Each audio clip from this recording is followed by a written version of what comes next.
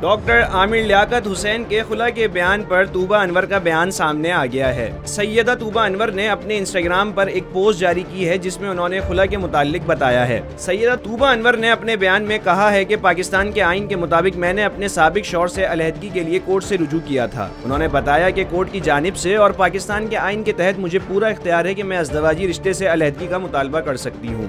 طوبہ نے مزید کہا کہ کورٹ اور آئین کے مطابق میرے خلا کی درخواست منظور ہو گئی ہے۔ انہوں نے اپنے پیغام میں واضح کیا ہے کہ انہیں اپنے سابق شوہر ڈاکٹر عامر لیاقت حسین سے کورٹ کی مدد سے خلا مل چکی ہے۔ سیدہ طوبہ نے اپنے بیان میں کہا ہے کہ میڈیا پر چلنے والے بیانات غلط تاثر پیش کر رہے ہیں جن کی پاکستان کے آئین میں کوئی حیثیت نہیں ہے۔ طوبہ نے اپنے اس پوسٹ کے ساتھ تمام صارفین سے دعاؤں کی بھی درخواست کی ہے۔ خیال رہے کہ رواں ماہ سیدہ طوبہ انور نے اپنے انسٹاگرام پوسٹ کے ذریعے ڈاکٹر عامر لیاقت کے ساتھ اپنے رشتے کو ختم کرنے کا اعلان کیا تھا۔ اس پیغام میں طوبہ نے بتایا تھا کہ وہ ازدواجی رشتے کو ختم کرنے کے لیے کورٹ کے ذریعے خلا لیں گی۔ سیدہ طوبہ کے اس اعلان کے دوسرے ہی روز ڈاکٹر عامر لیاقت حسین نے سیدہ دانیہ کے ساتھ اپنی تیسری شادی کا اعلان کر دیا تھا۔